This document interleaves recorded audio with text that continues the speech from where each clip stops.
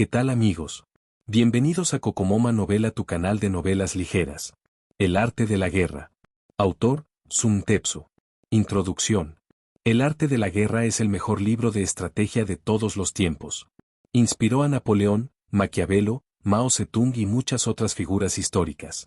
Este libro de 2500 años de antigüedad es uno de los más importantes textos clásicos chinos, en el que, a pesar del tiempo transcurrido, ninguna de sus máximas ha quedado anticuada, ni hay un solo consejo que hoy no sea útil. Pero la obra del general Sun Tzu no es únicamente un libro de práctica militar, sino un tratado que enseña la estrategia suprema de aplicar con sabiduría el conocimiento de la naturaleza humana en los momentos de confrontación. No es, por tanto, un libro sobre la guerra, es una obra para comprender las raíces de un conflicto y buscar una solución. La mejor victoria es vencer sin combatir, nos dice Sun Tzu, y esa es la distinción entre el hombre prudente y el ignorante.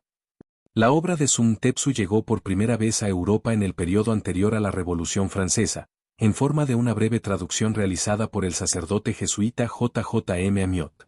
En las diversas traducciones que se han hecho desde entonces, se nombra ocasionalmente al autor como Sangu o Sun Tzu. El núcleo de la filosofía de Sun Tzu sobre la guerra descansa en estos dos principios. 1. Todo el arte de la guerra se basa en el engaño. 2. El supremo arte de la guerra es someter al enemigo sin luchar. Las ideas de Sun Tzu se extendieron por el resto de Asia hasta llegar a Japón. Los japoneses adoptaron rápidamente estas enseñanzas y, posiblemente, añadieron algunas de su propia cosecha. Hay constancia de que el principal libro japonés sobre el tema, el libro de los 5 anillos, está influido por la filosofía de Sun Tzu, ya que su autor, Miyamoto Musashi, estudió el tratado de El arte de la guerra durante su formación como samurái. Habitualmente se hace referencia a las culturas orientales como culturas de estrategia y no es pequeña la influencia de Sun Tzu en este desarrollo cultural. Hoy en día, la filosofía del arte de la guerra ha ido más allá de los límites estrictamente militares, aplicándose a los negocios, los deportes, la diplomacia e incluso el comportamiento personal. Por ejemplo, muchas frases clave de los manuales modernos de gestión de empresas son prácticamente citas literales de la obra de Sun Tzu, cambiando, por ejemplo, ejército por empresa, o armamento por recursos, sin ir más lejos. Las ideas siguen siendo completamente válidas a pesar de los 25 siglos transcurridos desde que se escribieron. Capítulo 1. El arte de la guerra.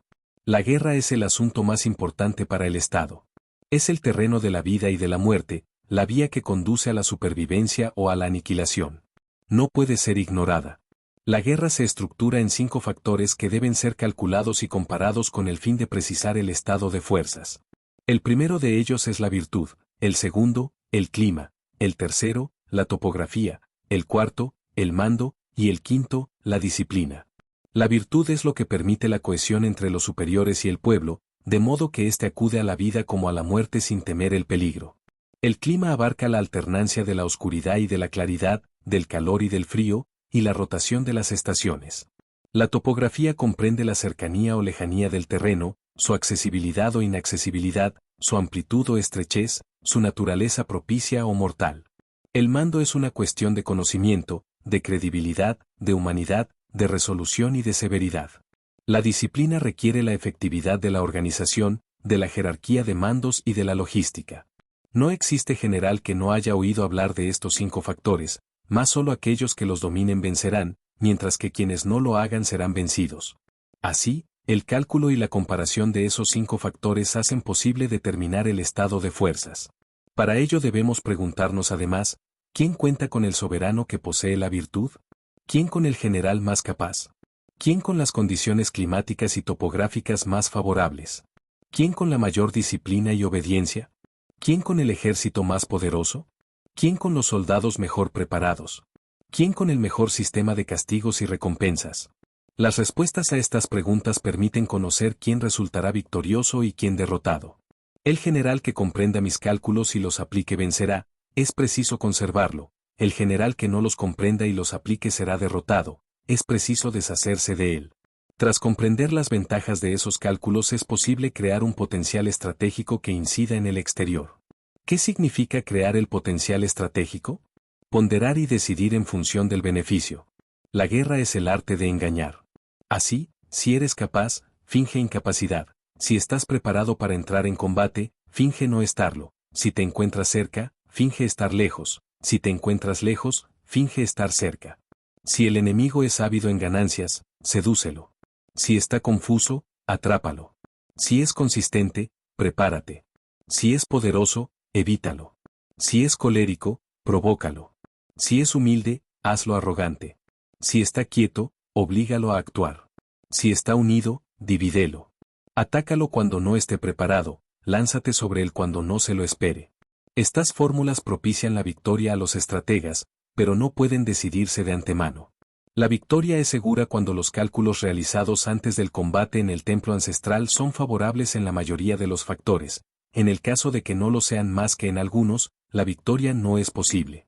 Así, vencerá aquel que reúna la totalidad de los cómputos favorables, mientras que el que reúna poco será vencido. ¿Y qué decir entonces de aquel que no reúna ninguno? Una vez hechas estas observaciones, el devenir del combate resulta evidente.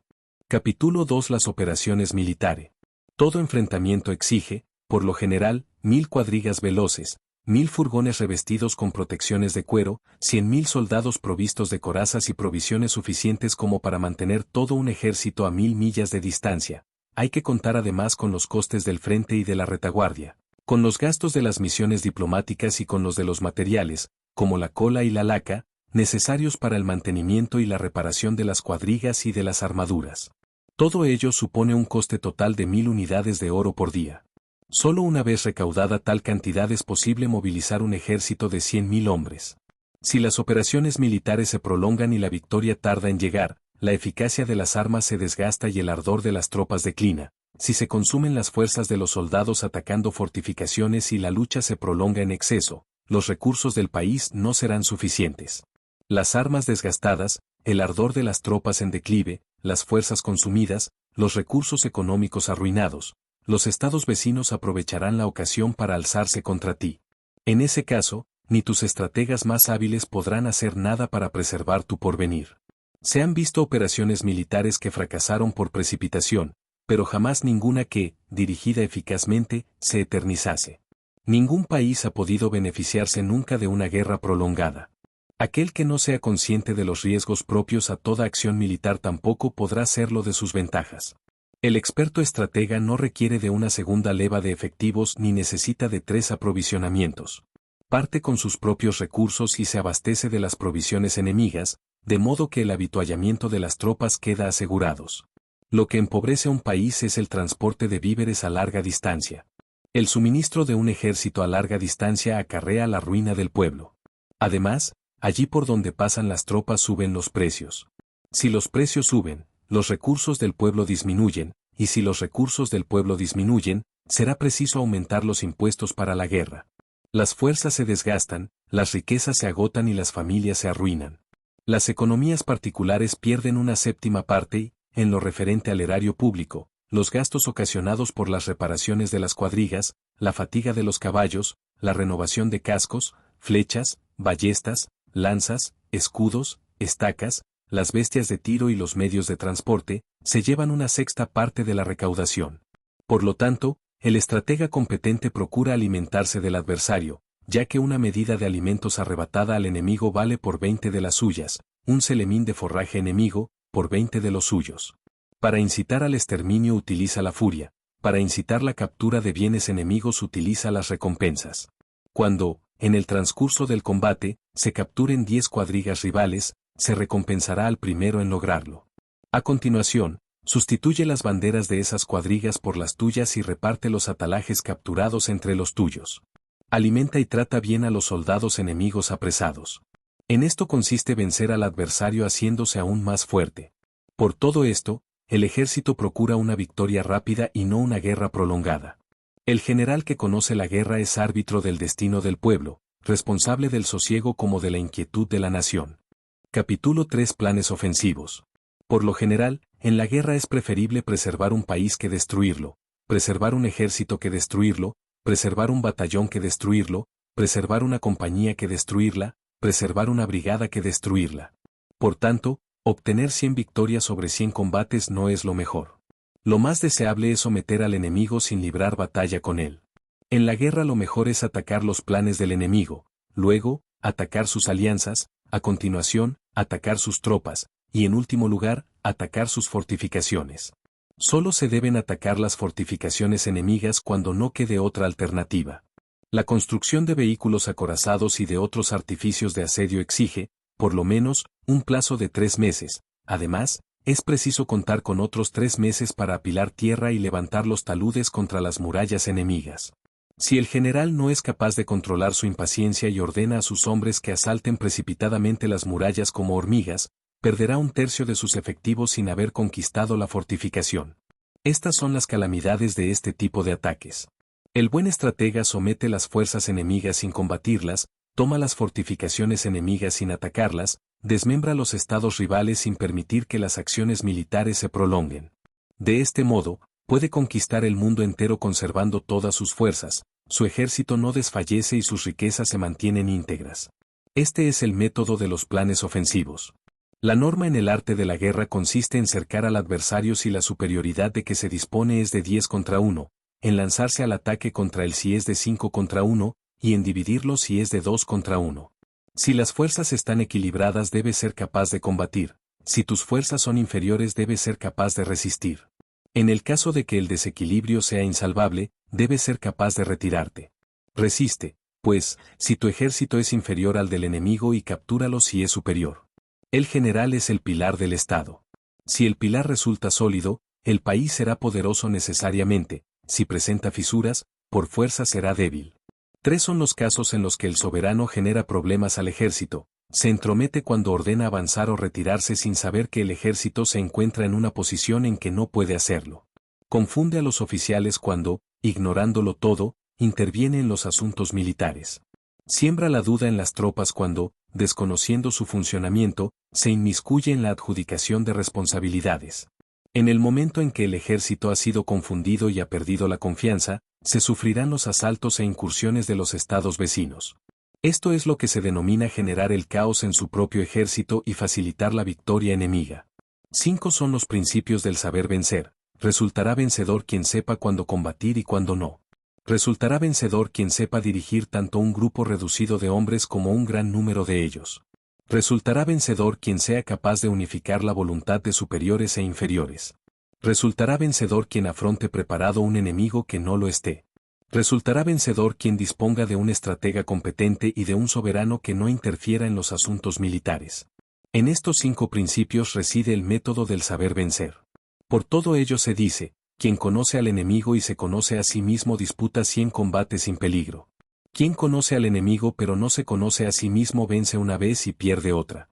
Quien no conoce al enemigo ni se conoce a sí mismo es derrotado en todas las ocasiones. Capítulo 4 Disposiciones. Los expertos estrategas de la antigüedad trataban primero de ser invencibles para, luego, aguardar a que el enemigo fuera vulnerable. La invencibilidad depende de uno mismo, la vulnerabilidad, del enemigo. Por tanto, el buen estratega puede hacerse invencible pero es incapaz de hacer que el enemigo sea vulnerable. Por ello se dice, es posible saber cómo lograr la victoria y sin embargo no poder realizarla. La invencibilidad reside en la defensa, la vulnerabilidad, en el ataque. Si las fuerzas no son suficientes se opta por la defensa, mientras que se ataca cuando aquellas sobran. Los expertos en defensa se ocultan bajo las profundidades más remotas de la tierra, los expertos en ataque actúan desde lo alto de las esferas más elevadas del cielo. De este modo, es posible protegerse y alcanzar una victoria total. Las victorias evidentes que no sobrepasan el entendimiento del vulgo no denotan la suprema excelencia. Vencer en el combate y recibir el reconocimiento unánime de todo el mundo tampoco es lo mejor. Del mismo modo, levantar una pluma no implica poseer una gran fuerza, tampoco distinguir el sol y la luna una vista penetrante, ni oír el estruendo de la tormenta un oído fino. Antiguamente, se consideraba hábiles estrategas a quienes eran capaces de vencer al enemigo con facilidad. Los buenos estrategas no merecían la fama ni por clarividencia ni por gallardía, ya que sus victorias estaban libres de toda incertidumbre. La ausencia de incertidumbre se debe a que tomaban las medidas necesarias para que la victoria resultara siempre inevitable al enfrentarse a un enemigo derrotado de antemano. El buen estratega ocupa el terreno donde no puede ser derrotado sin dejar escapar la ocasión de vencer a su adversario. Un ejército victorioso vence primero y trata de luchar después. Un ejército derrotado lucha primero y trata de vencer después. El estratega capacitado, cultivando la virtud y preservando la disciplina, llega a ser el árbitro que decide la victoria o la derrota. El análisis militar comprende, primero, la determinación de la superficie, segundo, la estimación del tipo de tropas, tercero, el cómputo de efectivos, cuarto, la evaluación de las fuerzas, quinto, las posibilidades de victoria. El terreno condiciona la determinación de la superficie, la determinación de la superficie, la estimación del tipo de tropas, la estimación del tipo de tropas, el cómputo de efectivos, el cómputo de efectivos, la evaluación de las fuerzas, la evaluación de las fuerzas, las posibilidades de victoria. Un ejército victorioso es como un quintal frente a una onza, un ejército perdedor, como una onza frente a un quintal. Gracias a las disposiciones, las tropas de un ejército victorioso son como las aguas que, acumuladas en lo alto, se precipitan impetuosamente hacia el valle. Capítulo 5. El potencial estratégico. Por lo general, es la organización lo que permite dirigir un gran número de soldados como si se tratara de un grupo reducido. Es la efectividad de las comunicaciones lo que hace posible maniobrar un gran número de soldados como si se tratara de un grupo reducido. Es el uso de lo regular y lo extraordinario lo que permite que las tropas del ejército puedan soportar el asalto enemigo sin sucumbir. Es el uso de lo hueco y lo consistente lo que hace posible que el impacto del ejército sobre el enemigo sea como el de una rueda de molino lanzada sobre un montón de huevos. En la contienda se utiliza lo regular en el momento del enfrentamiento y se recurre a lo extraordinario para alcanzar la victoria. Quien es experto en el uso de lo extraordinario es ilimitado como el cielo y la tierra, inagotable como el caudal de los grandes ríos. Como el sol y la luna, declina para volver a surgir, como las 4 estaciones, muere para renacer. Las notas musicales no son más que 5, pero, combinadas, producen más sonidos de los que puedan oírse. Los colores básicos no son más que 5, pero, combinados, producen más tonalidades de las que puedan observarse. Los sabores no son más que 5, pero, combinados, producen más gustos de los que puedan paladearse. Del mismo modo, la consecución del potencial estratégico en la guerra no sobrepasa el uso de lo regular y lo extraordinario, pero estos, combinados, producen más posibilidades de las que la inteligencia humana pueda aprender. Al igual que un ciclo sin comienzo ni fin, lo regular y lo extraordinario se engendran recíprocamente. ¿Quién puede abarcarlos completamente? El súbito impulso de una cascada arrastra las piedras gracias a su potencial estratégico. El súbito impacto del ave de presa destroza a su víctima gracias a la precisión de su ejecución. Por tanto, el experto estratega conduce el potencial estratégico y lo ejecuta oportunamente. Su potencial estratégico es como el de una ballesta tensada, su ejecución, como la del mecanismo de disparo. Si en el clamor y el tumulto logramos dirigir el desorden, no podrán confundirnos. Si en medio del estrépito y del caos logramos adoptar una disposición circular, no podrán derrotarnos. El desorden nace del orden, la cobardía del valor, la debilidad de la fortaleza. Orden y desorden dependen de la organización, valor y cobardía de las circunstancias, fortaleza y debilidad de las disposiciones. Quien es experto en mover al enemigo se deja ver y éste le sigue, ofrece un señuelo y el enemigo lo toma. Concediéndole una ventaja hace que el enemigo acuda y allí lo aguarda con todos sus efectivos. El hábil guerrero busca la victoria en el potencial estratégico y no en los hombres. Es capaz de seleccionar sus efectivos y de manipular el potencial estratégico. Las tropas de quien sabe manipular el potencial estratégico son como troncos y piedras rodando. La naturaleza de troncos y piedras hace que resulten inofensivos cuando están en reposo y peligrosos cuando están en movimiento, quietos sobre el llano, se deslizan por la pendiente. Así, el potencial estratégico de un ejército competente es como el de una avalancha de piedras rodando desde lo alto de una montaña. En esto consiste el potencial estratégico. Capítulo 6. Lo hueco y lo consistente. Por lo general, quien llegue antes al terreno de batalla y espere al enemigo estará reposado. Quien llegue más tarde y de inmediato entable combate estará extenuado. Por lo que el experto estratega desplaza al enemigo y no se deja desplazar por él. Hacer que el enemigo se desplace por sí mismo al lugar que uno desea es cuestión de favorecérselo. Hacer que el enemigo no pueda desplazarse al lugar que él desea es cuestión de dificultárselo. Si el enemigo está descansado, fatígalo. Si está bien alimentado, hazle pasar hambre. Si está en reposo, oblígalo a actuar. Surge donde no pueda entablar combate y entra en combate donde no lo imagine. Recorrer 1000 millas sin fatigarse depende de que lo hagas por lugares en los que no hay enemigos. Atacar con la seguridad de que el enemigo resultará capturado depende de que lo hagas donde no defiende. defender con la certeza de que tu defensa resultará impenetrable depende de que lo hagas donde el enemigo no atacará. Por tanto, el estratega diestro en el ataque lo es porque logra que el enemigo no sepa dónde defender, el estratega diestro en la defensa lo es porque logra que el enemigo no sepa dónde atacar. Sutil. Sutil hasta el punto de no tener forma. Inescrutable. Inescrutable hasta el punto de ser inaudible. De este modo logra erigirse en amo del destino del enemigo. Avanza sin que puedan ofrecerle resistencia porque se lanza contra lo hueco del enemigo, se retira sin que puedan perseguirle porque, gracias a su presteza, no puede ser atrapado. Por tanto, si desea el combatir, al adversario no le queda otro remedio que hacerlo, ya que, por mucho que construya altas murallas y cabe profundas fosas, ataca donde éste debe acudir al socorro. Si no desea combatir, al contendiente no le queda otro remedio que no hacerlo, ya que, aunque solo se defendiera trazando una línea en el suelo, oculta sus movimientos. Si hacemos que el adversario muestre su forma sin que nosotros mostremos ninguna, permaneceremos unidos mientras que él se dispersa. Si nosotros permanecemos concentrados en uno mientras que el rival queda fragmentado en 10, al atacar, por cada 10 de nuestros soldados habrá un solo enemigo. De este modo, nuestros efectivos son multitudes y los del enemigo escasos. Si logramos enfrentar multitudes a escasez, aquel que combata con nosotros resultará severamente lastimado. El enemigo no debe saber dónde atacaremos. Si no llega a saberlo, deberá preparar su defensa en muchas posiciones. Y si prepara su defensa en muchas posiciones, poca será la resistencia allí donde ataquemos.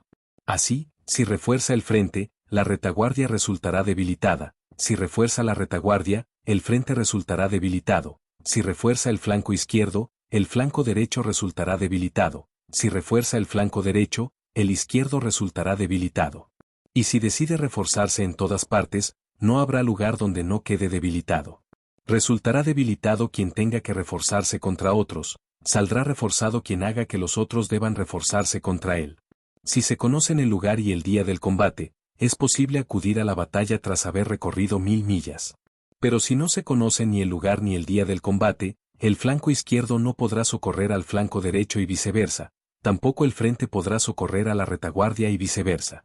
Con más razón ocurrirá lo mismo si los refuerzos se encuentran separados por una decena o, incluso, por algunas millas. Tal y como lo veo, incluso si las tropas de Yue son numerosas, ¿de qué les sirve para lograr la victoria? En este sentido afirmo, la victoria puede crearse, ya que, por muy numeroso que sea el enemigo, es posible hacer que no combata. Analiza al adversario para conocer el alcance de sus planes, provócalo para comprender el principio que rige sus movimientos, haz que muestre sus disposiciones para averiguar la viabilidad del terreno de combate, ponlo a prueba con el fin de advertir la fortaleza o debilidad de su asentamiento. El grado más alto en las disposiciones militares es llegar a no tener forma. El no tener forma hace que ni el más sutil de los espías pueda sondearte y que ni el más sabio de los estrategas pueda urdir planes contra ti. Adaptándose a las disposiciones enemigas y tomando las medidas en consecuencia se vence a las masas sin que éstas alcancen a comprenderlo. Todo el mundo conoce la disposición gracias a la cual he logrado la victoria y, no obstante, nadie sabe cómo he llegado a establecerla. Así, la victoria en el combate nunca es la misma, puesto que mis respuestas a las disposiciones enemigas son ilimitadas. Las disposiciones militares son como el agua, de la misma manera que la disposición del agua evita lo alto y se precipita hacia abajo, la disposición del ejército evita lo consistente y ataca lo hueco. Y del mismo modo que ésta adapta su forma al terreno, el ejército adapta su estrategia de victoria al enemigo. En efecto, así como el agua carece de una forma permanente, en la guerra tampoco hay un potencial estratégico permanente. Aquel capaz de obtener la victoria adaptándose a las variaciones y transformaciones del adversario es designado inescrutable. Ni entre las 5 fases hay ninguna que predomine constantemente, ni entre las 4 estaciones ninguna que ocupe una posición permanente. Los días se alargan y se acortan, la luna crece y mengua. Capítulo 7. El enfrentamiento militar. Habitualmente, la norma en el uso de las tropas requiere que el general reciba las órdenes del soberano, que reúna las tropas y movilice las masas, que logre su cohesión y que prepare el campamento. Sin embargo, nada hay más complicado que el enfrentamiento militar. La dificultad del enfrentamiento militar radica en convertir lo sinuoso en directo y la adversidad en ventaja. Si haces que el enemigo tome el camino sinuoso seduciéndolo con ventajas, aunque despliegues tus tropas más tarde, llegarás antes que él. En esto consiste la comprensión de la táctica de lo sinuoso y lo directo. Todo enfrentamiento militar puede resultar tanto beneficioso como peligroso. Si movilizas la totalidad del ejército para disputar una ventaja, no llegarás a tiempo. Si para disputarla reservas parte del ejército, perderás los equipos pesados. Por lo tanto, si para disputar una ventaja pliegas las corazas y te precipitas al combate caminando a marchas forzadas, día y noche sin reposo, durante 100 millas, el general del ejército será capturado, los hombres más fuertes llegarán antes y los débiles tarde, con lo que solo 1 de cada 10 alcanzará el objetivo. Si caminas así durante 50 millas para luchar por una ventaja, los mandos caerán y alcanzará el objetivo la mitad de los hombres. Si lo haces durante 30 millas, lo alcanzarán 2 de cada 3. Por este motivo, el ejército que pierda sus equipos pesados, que no tenga provisiones o que no disponga de soldados de reserva, perecerá.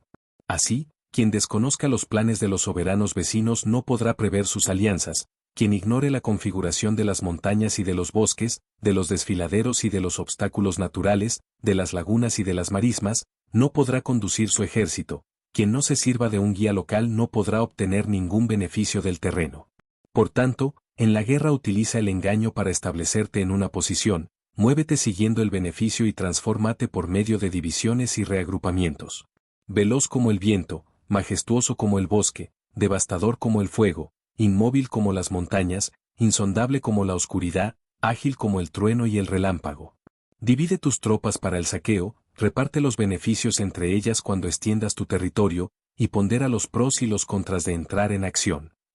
Vencerá quien comprenda antes las tácticas de lo sinuoso y lo directo. Esta es la regla del enfrentamiento militar. El libro de la administración militar afirma: cuando las palabras no pueden oírse, se utilizan timbales y tambores. Cuando no es posible distinguir las tropas, se utilizan banderas y estandartes. Por medio de los timbales, los tambores, las banderas y los estandartes, se logra unificar la percepción de las tropas. Una vez que los hombres han sido unificados de este modo, ni los valientes podrán avanzar por su cuenta ni los cobardes podrán retroceder por su cuenta. En esto consiste el arte de emplear las masas. Así, para el combate nocturno prodiga el uso de las señales de fuego y los tambores. Para el combate diurno prodiga el uso de las banderas y los estandartes, de forma que te adaptes a las vicisitudes de la percepción. Las tropas pueden perder su aliento moral y los mandos su entendimiento. Por la mañana el aliento moral de las tropas es intenso, durante el día va declinando, y al anochecer está agotado.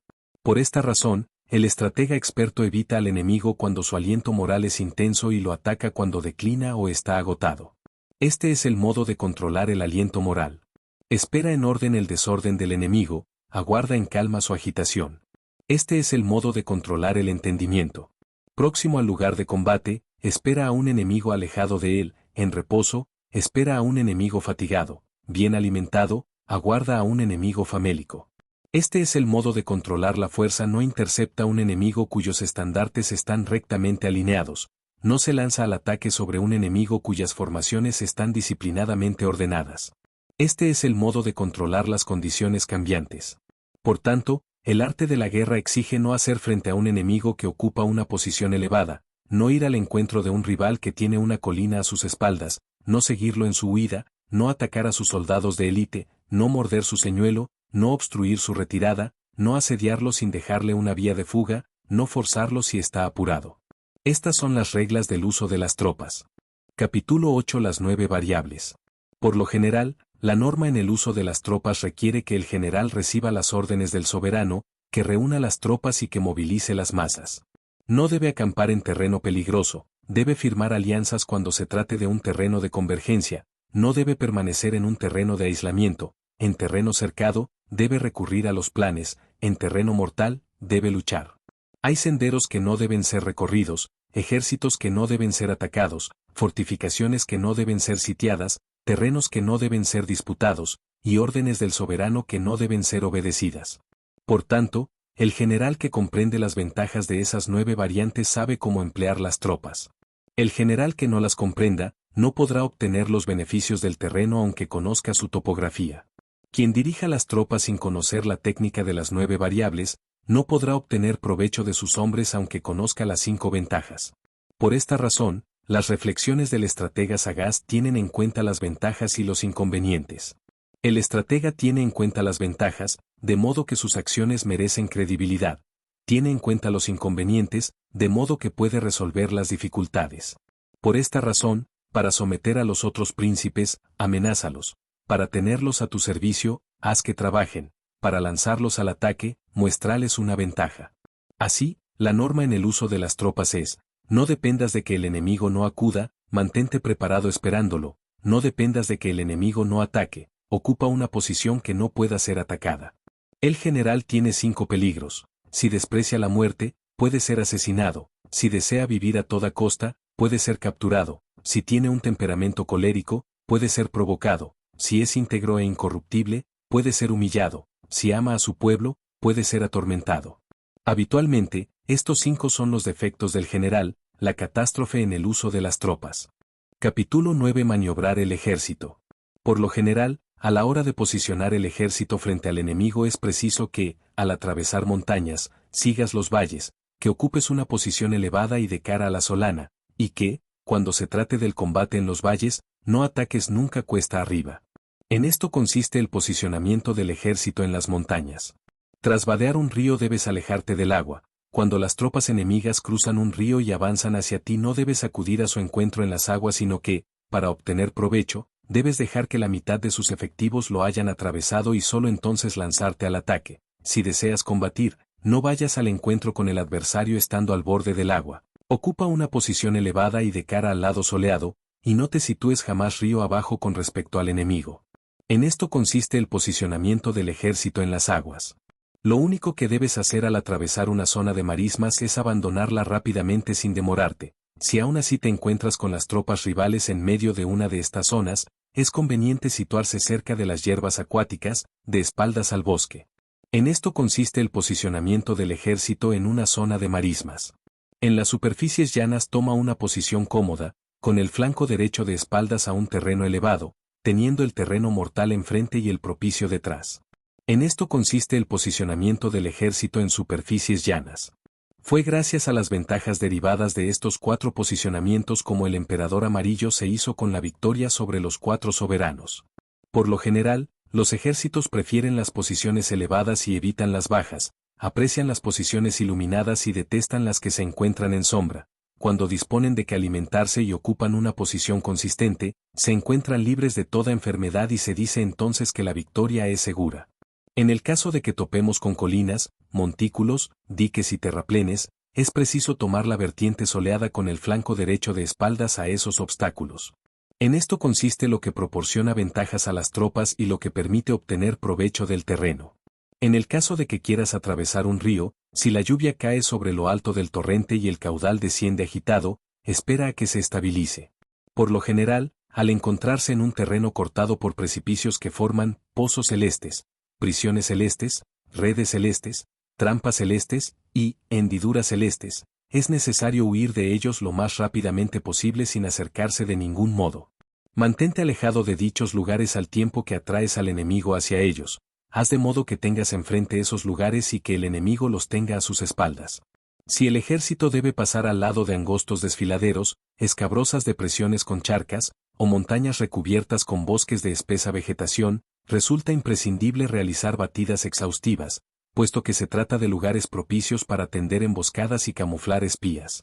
Si el enemigo permanece tranquilo a pesar de encontrarse cerca, es que ocupa una posición estratégica. Si se encuentra alejado y no obstante nos provoca, es que pretende que avancemos, puesto que él ocupa un terreno cómodo que le es ventajoso. Si los árboles se mueven, señal de que el enemigo se aproxima. Si las aves emprenden el vuelo, se trata de una emboscada. Si las bestias huyen despavoridas, es que intenta un ataque sorpresa. Una polvareda alta y vertical anuncia la proximidad de una columna de furgones, una baja y horizontal, la de un ejército de infantería, una dispersa y en hileras anuncia la recogida de leña, y escasas nubes de polvo que van y vienen, los preparativos de una acampada. Si el adversario se muestra humilde pero incrementa sus preparativos es que se dispone a avanzar en ataque. Si se muestra poderoso y hace como si fuera a avanzar en ataque es que se bate en retirada. Si sus furgones ligeros surgen en primer lugar y toman posiciones en los flancos es que se despliega en formación. Si solicita la paz sin negociaciones previas es que trama algo. Si avanza velozmente con las tropas en formación de combate es que prepara un reagrupamiento. Si tan pronto avanza como retrocede es que pretende atraernos hacia él. Si los soldados enemigos se apoyan sobre sus armas es señal de que les acucia el hambre, si los aguadores beben antes que el resto es que les apremia la sed, si a pesar de que se les presenta una ventaja no avanzan por ella es que les puede la fatiga. Allá donde se posan los pájaros, no hay enemigos, allá donde se oyen clamores nocturnos, son presa del temor, cuando se producen disturbios entre las tropas, es que no hay autoridad, si se agitan banderas y estandartes, es que reina el desconcierto, cuando los oficiales se irritan fácilmente, es que están exhaustos, cuando alimentan con grano a los caballos y con carnes a los soldados y cuando, además, los hombres abandonan sus marmitas y renuncian a regresar a sus campamentos, es que se encuentran al borde de la desesperación. Si los soldados hablan entre ellos al oído en voz baja, el general perderá sus hombres. Si las recompensas se multiplican es que el general tiene problemas, si los castigos se multiplican es que está angustiado. Ejercer primero la violencia contra tus hombres para que luego te teman es el culmen de la incompetencia. Si los emisarios del enemigo vienen a nosotros en tono conciliador, pretenden que bajemos la guardia. Si las tropas enemigas, plenas de furor en el momento de hacerte frente, eluden el combate sin abandonar no obstante el campo de batalla, debes prestar la máxima atención. En la guerra la superioridad numérica no es el factor decisivo, por lo que no debes avanzar confiando únicamente en tu poderío militar. Basta con que concentres tus fuerzas, evalúes a tu adversario y te ganes a tus hombres. Quien no reflexione y desprecia al enemigo será capturado por él. Si castigas a unas tropas cuya devoción no te has ganado aún, no obedecerán, y si no obedecen, difícilmente te podrán ser útiles. Pero si una vez que las tropas te son devotas no refuerzas la disciplina, tampoco podrás servirte de ellas. Por tanto, moldea a tus hombres mediante las instituciones civiles y unifícalos mediante la disciplina militar. Es así como podrás hacerte con ellos. Si las órdenes del general son ejecutadas sin excepción durante el adiestramiento de las masas, éstas serán obedientes. Si sus órdenes no son ejecutadas durante el adiestramiento, no obedecerán. La perfecta ejecución de las órdenes genera una sólida relación entre mandos y subordinados. Capítulo 10. La configuración del terreno. Atendiendo a su configuración, el terreno puede ser accesible, escabroso, neutralizador, estrecho, accidentado o lejano. Se denomina accesible al terreno que permite el tránsito tanto a nuestras tropas como a las enemigas con la misma facilidad. Sobre este terreno, quien primero tome la posición alta e iluminada y establezca las líneas de aprovisionamiento resultará beneficiado en caso de entablar combate. Se denomina escabroso el terreno al que se puede acceder con facilidad pero cuya salida es dificultosa. Sobre este terreno es posible lograr la victoria en el caso de que se ataque a un enemigo que no esté preparado, pero en el caso de que lo esté, el ataque no se saldará con victoria y, puesto que la salida de dicho terreno es dificultosa, no se obtendrá beneficio alguno. Se denomina neutralizador al terreno en el que a ninguno de los contendientes les beneficia tomar la iniciativa. Sobre este terreno no se debe pasar al ataque por mucho que el enemigo ofrezca una ventaja sino que, más bien, hemos de retirarnos para atraerlo hacia nosotros de suerte que cuando la mitad de sus efectivos se hayan lanzado al ataque, respondamos al contraataque y obtengamos ventaja. Si ocupamos primero un terreno estrecho, debemos bloquear todos los pasos y esperar así al enemigo, pero si es él quien lo ha ocupado antes y ha bloqueado los pasos, no debemos seguirlo, podemos hacerlo solamente en el caso de que no los haya bloqueado todos. Si ocupamos primero un terreno accidentado, hemos de tomar las posiciones altas e iluminadas y esperar así al enemigo. Si es el enemigo quien lo ha ocupado antes, es preciso retirarse y renunciar a seguirlo. En terreno lejano, a igualdad de fuerzas, resulta arriesgado provocar al enemigo, puesto que si éste acepta el envite no obtendremos beneficio alguno. Estos 6 ejemplos conforman los principios básicos referentes al terreno y constituyen la misión fundamental del general, por lo que se les debe prestar la máxima atención. Las tropas pueden conocer la huida, el relajamiento, el estancamiento, el hundimiento, el desorden y la derrota. Habitualmente, estos 6 desastres no se deben al cielo sino a los errores del general. Se producirá la huida de las tropas si, a fuerzas iguales, se combate 1 contra 10. Habrá relajamiento si las tropas son fuertes más los oficiales débiles. Si, al contrario, las tropas son débiles y los oficiales fuertes, habrá estancamiento. Se producirá su hundimiento en el caso de que los grandes oficiales, belicosos e insubordinados, al encontrarse con un enemigo que aborrecen, decidan entablar combate por su cuenta sin que el general sepa cómo remediarlo. Si el general es débil y nada severo, si sus órdenes no son claras, si ni soldados ni oficiales disponen de reglas constantes y si sus formaciones se dispersan en todas las direcciones, habrá desorden. Si el general, incapaz de calibrar al adversario, enfrenta un ejército de escasos efectivos a uno numeroso, ataca con un ejército débil uno poderoso y no cuenta con operativos seleccionados, será derrotado. Estos 6 puntos conforman la vía que conduce a la derrota y constituyen la responsabilidad fundamental del general, por lo que se les debe prestar la máxima atención. La configuración del terreno incide en las operaciones militares. Calibrar el enemigo y crear las condiciones de la victoria, calcular los obstáculos naturales, las dificultades y las distancias del terreno, constituye el método de los estrategas superiores. Quien se sirve de la fuerza militar conociendo la totalidad de esos factores vencerá ineludiblemente, quien se sirva de la fuerza militar sin conocerlo será derrotado irremediablemente. Por lo tanto, si la ciencia militar indica que vencerás, debes entablar combate por mucho que el soberano sostenga lo contrario. Si la ciencia militar señala que no vencerás, no debes entablar combate por mucho que el soberano afirme lo contrario. Así, el general que avanza en la guerra sin buscar la fama, que se bate en retirada sin temer los castigos, que solo piensa en proteger a sus hombres y en conformarse a los intereses del soberano, es el tesoro de la nación. Considera a sus soldados como recién nacidos y estos parten con él hacia los más profundos abismos. Considera a sus soldados como hijos predilectos y estos sacrifican su vida por él. Pero si los trata con indulgencia hasta el punto de no poder asignarles objetivos, si los ama hasta el punto de no poder darles órdenes, si permite que reine el desorden hasta el punto de no poder dirigirlos, se convierten entonces en niños consentidos con los que no se puede contar para nada. Ser consciente de que nuestras tropas están disponibles para el ataque sin saber que el enemigo no puede ser atacado reduce las posibilidades de victoria a la mitad. Ser consciente de que el enemigo puede ser atacado sin saber que nuestras tropas no están disponibles para el ataque reduce las posibilidades de victoria a la mitad. Ser consciente de que el enemigo puede ser atacado y saber que nuestras tropas están disponibles para el ataque ignorando a su vez que la configuración del terreno no permite la ofensiva, reduce las posibilidades de victoria a la mitad. Así, los que conocen la guerra se ponen en movimiento sin cometer errores y son inagotables cuando pasan a la acción.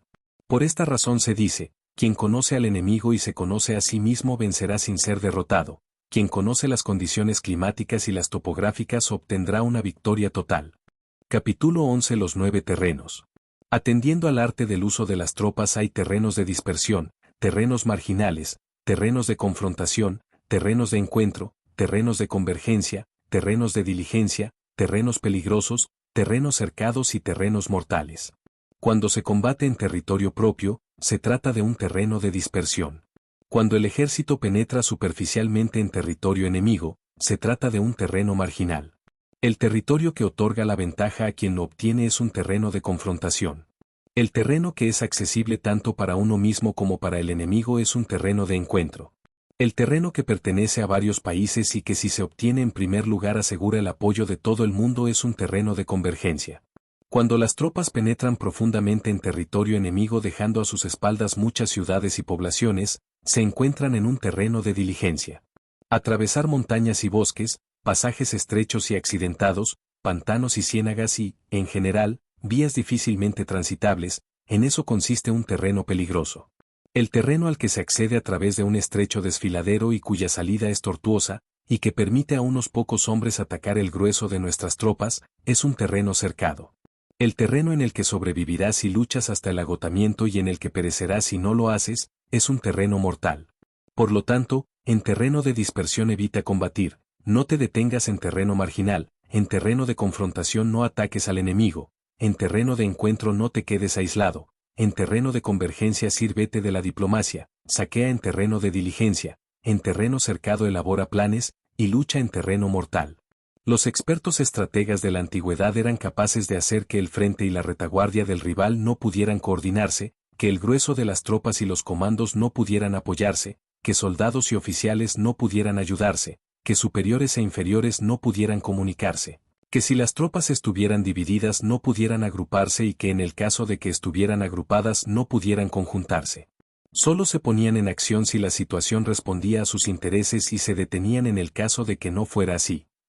Si alguien me preguntara, ¿qué haría si el enemigo, numeroso y disciplinado, se fuera aproximando? Yo respondería, si te apoderas de lo que más desea antes que él, hará lo que tú quieras. La esencia de la guerra es la celeridad. Hay que aprovecharse de que el enemigo no esté preparado, surgir desde itinerarios imprevistos y atacar donde no haya tomado precauciones. Por lo general, el método de las operaciones de invasión es, cuanto más se penetra en territorio enemigo, mayor es la cohesión de las tropas y menor la posibilidad de ser asaltado por el enemigo. Saquea las tierras fértiles del enemigo de modo que el avituallamiento del ejército quede satisfecho. Presta atención a las provisiones para no quedar exhausto. Estimula la moral de las tropas y acumula sus fuerzas. Despliega tus soldados y calcula tus planes de modo que el enemigo no pueda sondearte. Lanza tus tropas hacia un lugar sin salida y tendrán que morir antes que abjurar.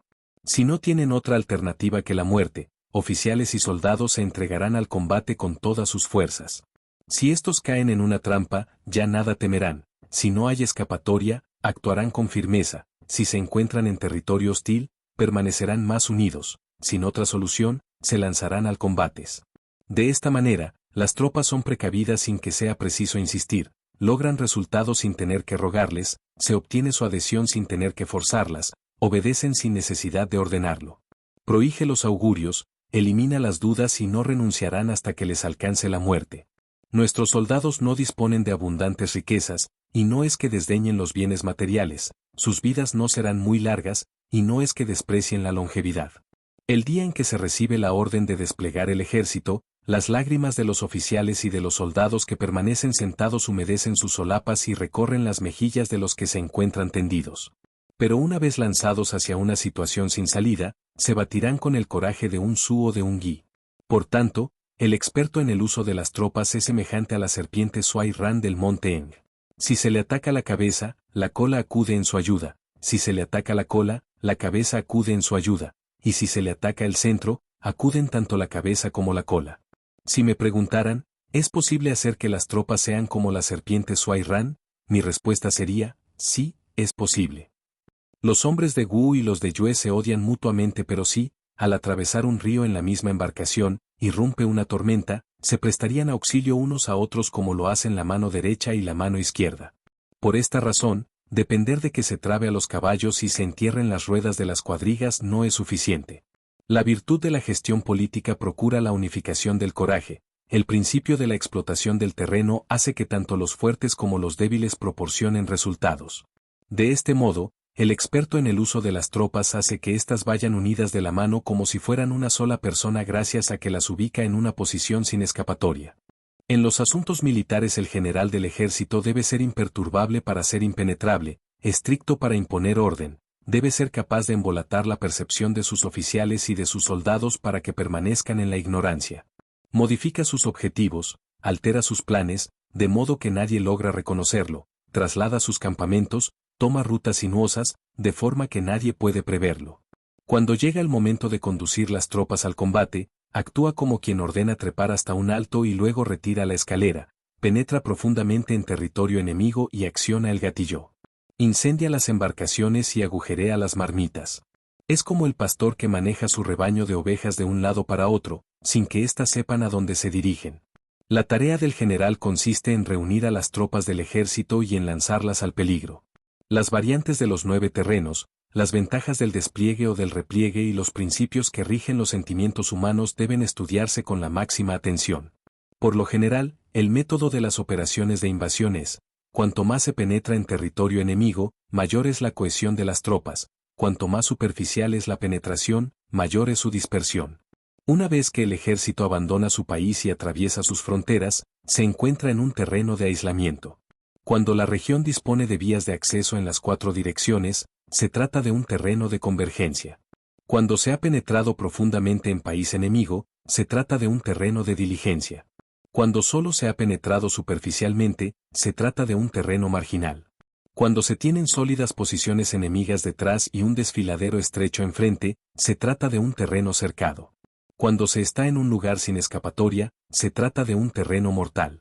Por esta razón en terreno de dispersión, unifica la voluntad de las tropas, en terreno marginal, mantén su cohesión, en terreno de confrontación, refuerza la retaguardia, en terreno de encuentro, presta atención a la defensa, en terreno de convergencia, asegura las alianzas, en terreno de diligencia, vela por la continuidad del aprovisionamiento, en terreno peligroso. Sigue la ruta, en terreno cercado, bloquea las salidas, en terreno mortal, muestra que estás dispuesto a morir. La propia psicología de los soldados hace que resistan cuando están rodeados, que luchen cuando no tienen otra alternativa y que obedezcan cuando están en peligro.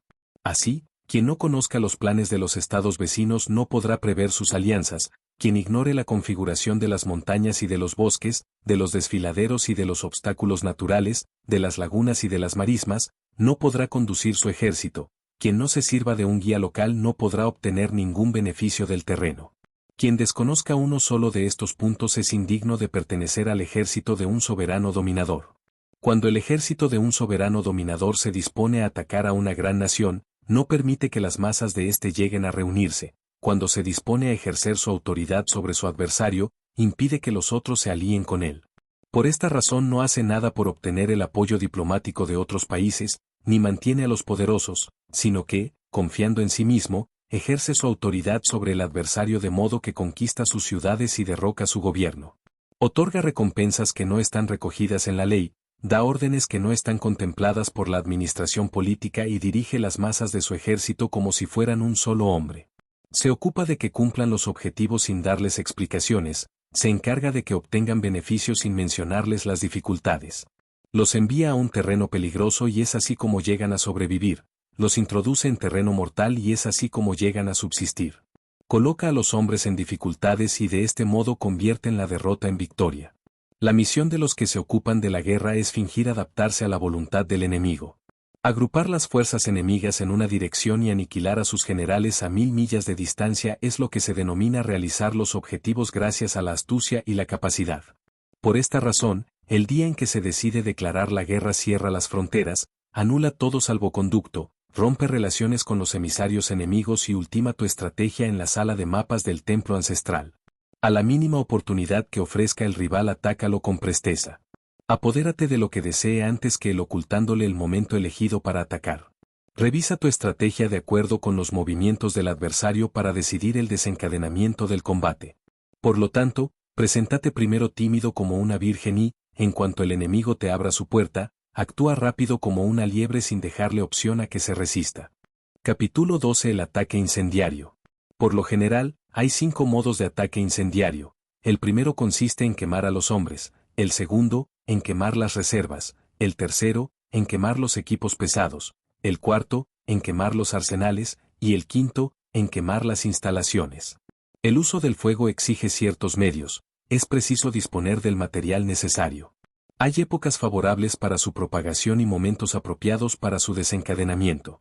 Las épocas favorables son aquellas en las que el tiempo es seco, los momentos apropiados, aquellos en los que la luna se encuentra en las constelaciones del cesto, del muro, de las alas o del carro. Normalmente, es bajo el influjo de estas 4 constelaciones cuando se levanta el viento. Por lo general, el ataque incendiario exige adaptarse y reaccionar ante las diferentes eventualidades de sus 5 modos. Cuando el fuego se propague en el interior del campamento enemigo, mantente preparado para responder desde el exterior. Si a pesar de que el fuego se ha propagado el enemigo permanece sereno, espera sin atacar hasta que las llamas alcancen su máxima intensidad y entonces, si puedes continuar tu acción, hazlo, si no, detente. Si puedes provocar el fuego en el exterior no aguardes a hacerlo en el interior, pero hazlo en el momento oportuno. El fuego se propaga en la dirección del viento, por lo que no ataques en la dirección contraria. El viento que perdura durante el día amainará por la noche. Por lo general, el ejército debe conocer las variables de los 5 modos de ataque incendiario con el fin de tomar las medidas necesarias para protegerse de ellos. Así, servirse del fuego para secundar la ofensiva requiere inteligencia, servirse del agua para secundar la ofensiva requiere fuerza. El agua permite aislar al adversario pero no destruir sus aprovisionamientos. Alcanzar la victoria en el combate y conquistar al enemigo sin explotar ese esfuerzo resulta nefasto, es lo que se denomina un derroche inútil de fuerzas. Por este motivo se dice, el soberano inteligente delibera la victoria y el buen general la explota. Sin beneficio, no se ponen en acción, si no pueden obtener la victoria, no utilizan el ejército, si no se encuentran en peligro, no combaten. El soberano no debe movilizar las tropas movido por la cólera, ni el general acudir al combate movido por el resentimientos. Solo se ponen en acción si la situación responde a sus intereses y se detienen en el caso de que no sea así. Si bien a la cólera le puede seguir la alegría y al resentimiento la felicidad, el estado que ha sido aniquilado no recobra la existencia ni los muertos la vida. Por esta razón el soberano inteligente actúa con prudencia y el buen general lo hace con precaución. Esta es la vía que permite llevar la tranquilidad al Estado y preservar el ejército. Capítulo 13. El uso de espías. En general, cuando se recluta un ejército de 100.000 hombres para enviarlo en conquista a 1.000 millas de distancia, los gastos soportados por la población y el presupuesto desembolsado por el erario público alcanzan las 1.000 unidades de oro por día. Reinará entonces una agitación frenética tanto en el interior como en el exterior del país, la población se extenuará sobre las vías de transporte y 700.000 familias se verán imposibilitadas para ocuparse de sus tareas en el campo. Quien combate durante años para tratar de obtener la victoria en la batalla decisiva sin conocer el estado real del enemigo por un celo excesivo respecto a su oro, riquezas y emolumentos, está totalmente desprovisto de humanidad. No será nunca general de las tropas, ni consejero del soberano, ni será jamás señor de la victoria. Si el príncipe inteligente y el general competente logran la victoria cada vez que pasan a la acción y consiguen resultados fuera de lo común es gracias a su capacidad de previsión. La capacidad de previsión no se obtiene ni de los dioses ni de los espíritus, ni por analogía con eventos pasados, ni por conjeturas. Proviene únicamente de las informaciones de quienes conocen el estado real del enemigo. 5 son las clases de espías que pueden emplearse: los agentes indígenas, los agentes interiores, los agentes dobles, los agentes sacrificables y los agentes a preservar. Cuando esas 5 clases de espías actúan simultáneamente, sin que nadie sepa de sus métodos, se les denomina la malla inescrutable, y constituyen el tesoro más preciado del soberano. Los agentes indígenas son aquellos que proceden del país enemigo y pasan a nuestro servicio. Los agentes interiores son aquellos reclutados entre los oficiales del rival y que pasan a nuestro servicio. Los agentes dobles son aquellos reclutados de los servicios de espionaje enemigos y que pasan a nuestro servicio. Los agentes sacrificables son aquellos a quienes se proporciona datos falsos para que los transmitan a los servicios secretos enemigos. Los agentes a preservar son aquellos que vuelven del terreno enemigo con información. Así, en las operaciones del ejército nadie debe estar más próximo al mando que los espías, nadie debe ser mejor recompensado que los espías y nadie debe tener más acceso a asuntos secretos que los espías. Quien no sea sabio e inteligente no podrá emplear espías, quien no sea humano y justo no podrá servirse de los espías, quien no sea discreto y sutil no podrá aprender la realidad sobre los espías. Discreción. Discreción. No hay lugar donde no puedas emplear tus espías. Si antes de efectuar una misión secreta ya se oyen rumores, debes aniquilar al espía así como a la totalidad de los que han sido informados. Habitualmente, atacar al ejército que se desea atacar, asediar la ciudad que se desea asediar y eliminar a los hombres que se desea eliminar exige conocer de antemano al general responsable, a su camarilla, a sus ordenanzas, a los guardianes de las puertas y a sus sirvientes, por lo que es preciso encargar a los espías que logren tal información. Resulta indispensable descubrir si el enemigo cuenta con agentes en nuestras filas. Tiéntalos con beneficios, sobórnalos ofreciéndoles establecerse, de modo que logres hacerte con agentes dobles que podrás usar contra el rival. Gracias a las informaciones proporcionadas por estos, te será posible reclutar agentes indígenas y agentes interiores. Gracias a las informaciones proporcionadas por estos, sabrás qué datos falsos hay que transmitir a los agentes sacrificables para que intoxiquen al enemigo. Gracias a las informaciones proporcionadas por estos, los agentes a preservar podrán actuar de acuerdo con lo previsto. El soberano debe estar al corriente de las actividades de esas 5 clases de espías, y en la medida en que dicho conocimiento depende principalmente de los agentes dobles, estos deben ser tratados con la máxima liberalidad. Antaño, el auge de los Jin se debió a que contaron con la presencia de Yi Jin en la corte de los Xia, el de los Zhou, a que contaron con la presencia de Liu Ya en la de los Jin. Por lo tanto, si el soberano inteligente y el general competente reclutan sus espías entre los hombres de inteligencia superior, culminarán con éxito las misiones más importantes. Esto es lo esencial de la guerra, aquello en lo que se basan los movimientos del ejército. Fin del libro.